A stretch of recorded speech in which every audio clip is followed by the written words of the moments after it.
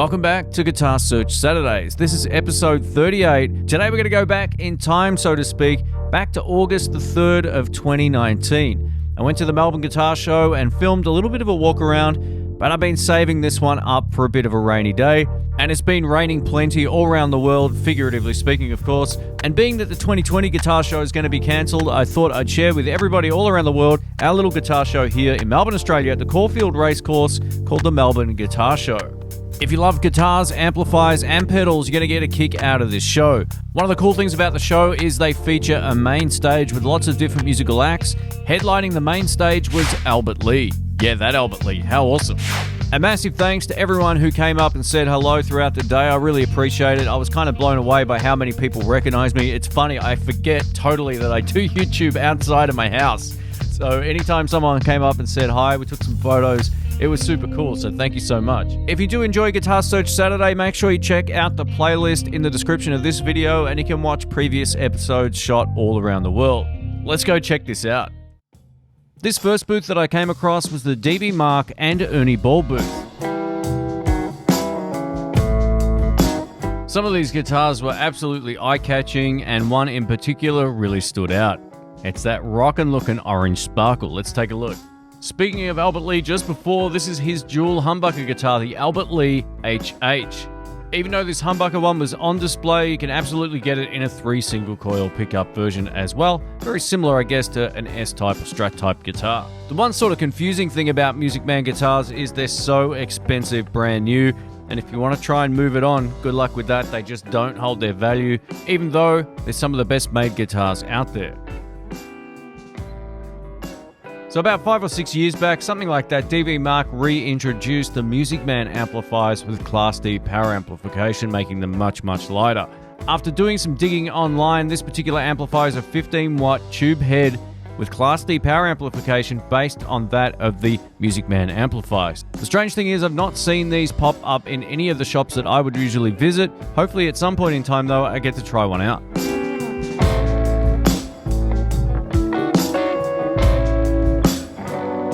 This might sound strange coming from a blues player who likes mostly Telecasters. I think that Schecter guitars make some of the best tops in the business, and some of the most unique looking ones as well.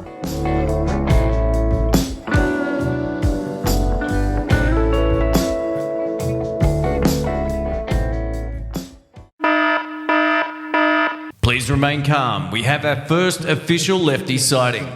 I just looked for this guitar on the Schecter website when I realized, you know what? They have 40 electric guitars for left-handers. That's insane, and it covers everything from your standard guitars all the way through to stuff that looks a little bit more hardcore. Schecter, great stuff. I wish more companies would do this, but sadly, there's always just one or two to choose from.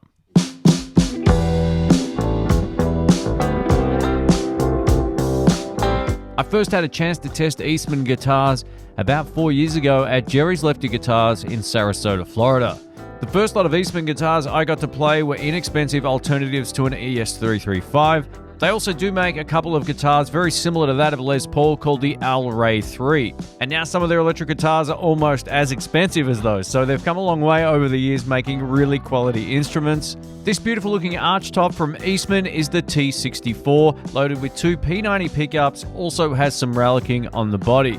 While relicking might not be for everybody, and I know it's not, I think it actually suits the vibe of this one really well. It makes it look like an authentic old instrument.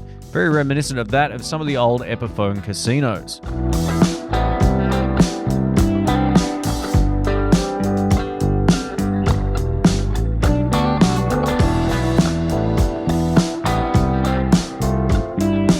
Toko Guitars, without question, is one of my favorite guitar brands of all time. Their top-end guitars come out of Japan.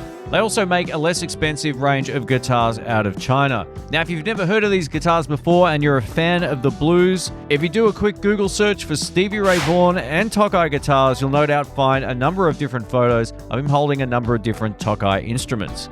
While Toko guitars are really easy to find in most parts of Europe and also in Australia, I know our poor North American friends have a hard time getting them.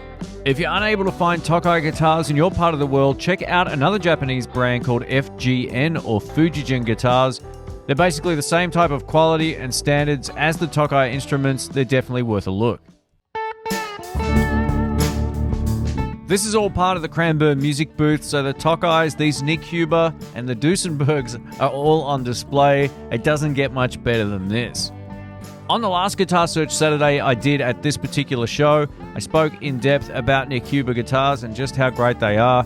I'm still yet to find a Les Paul I like better than the Orca 59. This guitar kills it in every aspect, tone-wise, feel-wise. It is simply the best. There's only one downside to Nick Huber guitars, and that's the fact they're more expensive than a custom shop Gibson. I'm sure there's brand new cars on the market that cost less than this, so that puts it into perspective just how much they actually are. If I had money to burn, I'd either buy a Nick Huber Orca 59 or one of their Twangmeister guitars. I played them both, and both were phenomenal.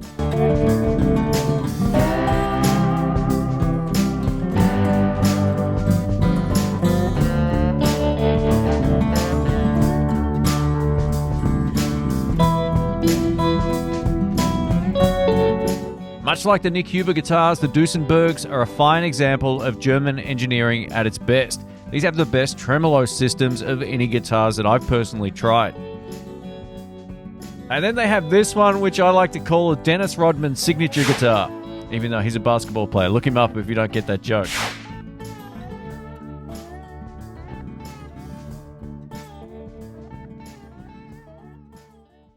Now, right after this show, I released a video on my YouTube channel called 5 Guitar Brands You Probably Don't Know. And if you haven't seen that, I'll leave a link up in the cards. ET Guitars are an Australian company based in New South Wales, and they make some really interesting and unique shapes that I haven't seen before. Whether or not you like the shapes or not, it's just great to see someone doing something that's a little bit different instead of just recreating the same old stuff.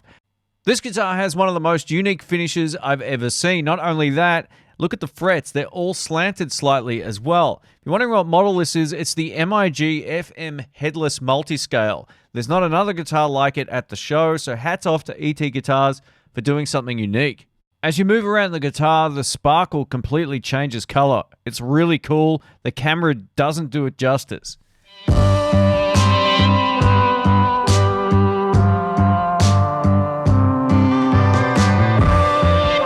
Famous Guitars are out of Germany, and they make some spectacular instruments as well. They're on the pricey side, but you do get what you pay for with these instruments. It's so good that Dr. Rick from my channel got 2.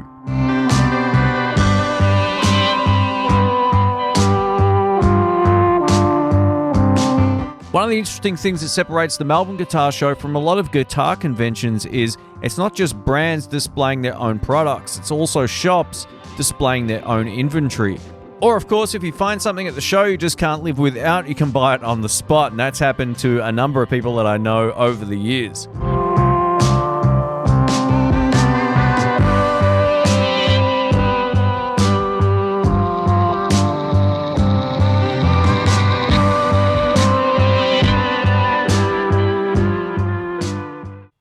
This Fender Custom Shop Stevie Ray Vaughan Lenny Strat comes in at a cool $15,000. $15,000. And this hard case looks amazing as well, and it should for that kind of price. Now, for those who are wondering what the exchange rate is, say to the US, as of right now, the dollar has dropped a lot since shooting this. It's roughly 10 grand.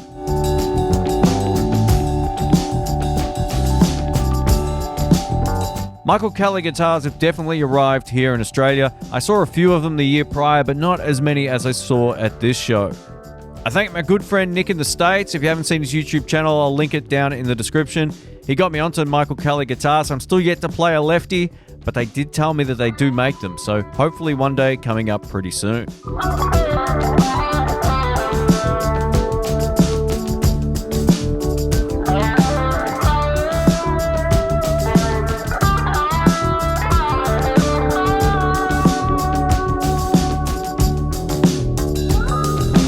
What you're looking at is the Echo Fix Tape Echo EFX2. This is a real tape echo machine. I've had a number of people ask me if I'll ever buy one of these. If I did, it would never leave the house.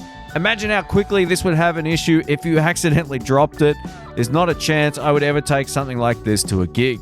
My clumsy nature aside, this was definitely one of the standout items for me personally. If I ever had one of these, it would be a studio item only.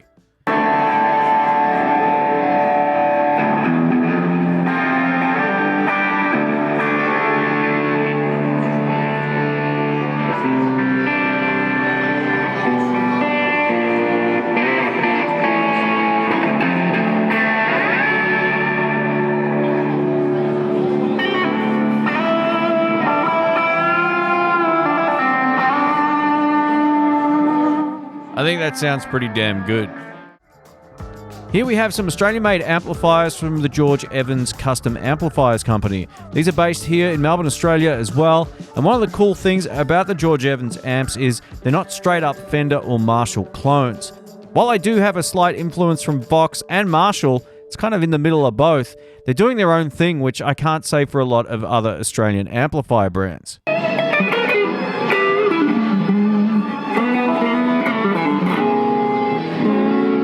As you can hear, they sound great, but it's sort of ruined by all the background ambient noise, which is a huge problem at any guitar show anywhere around the world.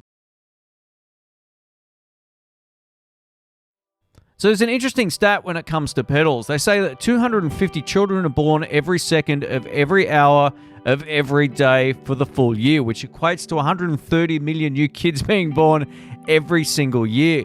So you might be asking yourself, how does this actually relate to pedal companies? A lot of people suggest that there's more pedals being born into the world than children. And after doing the math, I'd have to agree with those sentiments. The strange thing was there were more pedals at the Melbourne Guitar Show than you would find at a bike shop.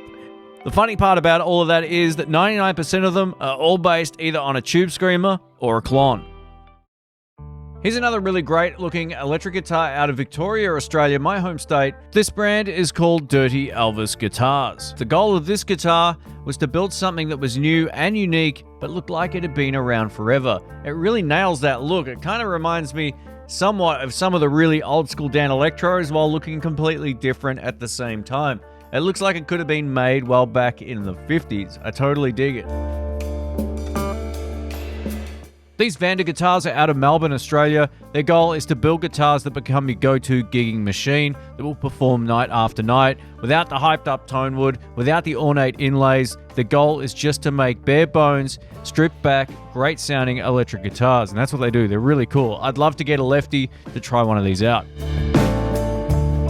Speaking of tone wood, here's a guitar that has no wood whatsoever. These are made out of aluminium here in Melbourne, Australia from a company called DK Alloy. I also covered these on my 5 guitars you probably don't know. If you want to learn more about these, that link will be in the cards above. Reuben Guitars is actually made right down the road from my house. I got to drop in there one day and check out their factory. These are some of the most spectacular looking acoustic and electric guitars of all time. No question about it. They're also some of the most expensive out there as well. I think they held the record for the most expensive guitar at the show like 3 years in a row, and you'll see that in just a moment. The timbers used on the Reuben guitars are unlike anything else I've ever seen. Let me know in the comments what you think of this acoustic.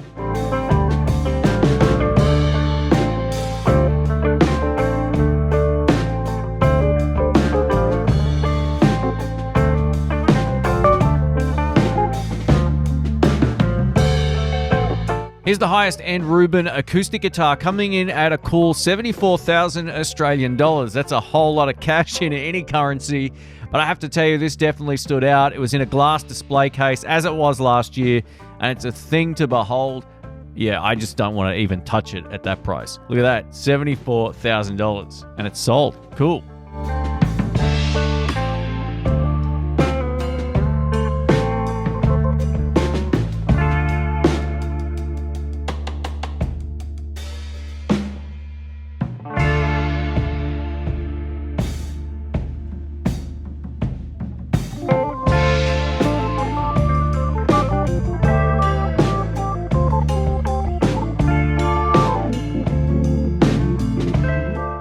Of course, I had to go over and check out some of the mainstream brands like Gibson and Fender, and I got to tell you, this Gibson booth was remarkably empty, and it was empty because not long prior to the guitar show, within a few weeks I think it was, the Play Authentic video went up on the Gibson YouTube channel, and that just cleared out this whole area. It was unbelievable. A lot of people seem to have mentioned the same thing. There's not a lot of people checking out Gibsons this year. It goes to show you the reach and the damage that can be caused by posting a video that toxic on your own channel. So there you go. One of the strange things about going to these guitar shows is I saw so much of the same stuff that was there the prior year. So I didn't see that much new stuff, with the exception of some of the specialty guitars and boutique custom builders, which I really like checking out and showing you guys something a little bit different. Now, I shot plenty of the regular type of brands as well, but I also shot them on the last Guitar Search Saturday from the Guitar Show. So if you want to see all those guitars, which I saw again, check out the other video. I'll leave a link up in the cards, and you can check out brands like Ibanez, Fender, and so forth. They'll all be in that video. My understanding and what I've heard from shop owners is the Melbourne Guitar Show has already been cancelled for 2020. It's probably a good thing, being that I think about 80% of the stuff that was there in 2019 was there the year prior. So maybe that year will make the difference. A lot of stock from the shops and the vendors that also have their own stuff in their booth will hopefully cycle around, and we'll see a whole lot of new stuff coming up the year later.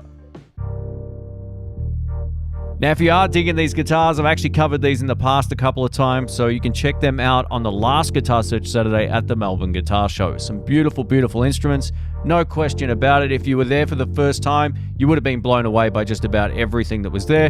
For those who go every year, you probably understand what I mean.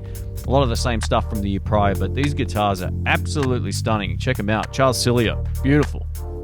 And that wraps up another Guitar Search Saturdays. This is the lockdown edition. I wasn't sure what I was going to do with this footage. I didn't go to the Guitar Show with the intention of shooting a Guitar Search Saturdays, but I thought, given the situation and everybody being locked down right now, I figured a Guitar Search Saturday was probably long overdue. So I hope you've enjoyed this video. If you do enjoy it, please give the video a thumbs up. There's also a playlist in the description that you can check out all of the episodes. I've put them all in order right now, so you can just go through and watch many other episodes from different parts of the world, not just here in Australia, the US, Canada, all over Europe as well, and Scandinavia. So if you're into that, check out that link in the description below. A huge thanks to all the Patreon subscribers. I really appreciate it. They've been back in the show now for years. If you'd like to find out more about that, I'll leave some links in the description below. If you're not interested in Patreon, that's totally cool. Please just leave a thumbs up before you go if you've lasted this long. And don't forget to check out more episodes by clicking in the description below. Thanks again for watching. My name's Shane. I'll see you on the next one. Hopefully it'll be a lockdown-free edition. Catch you soon, guys. Keep safe.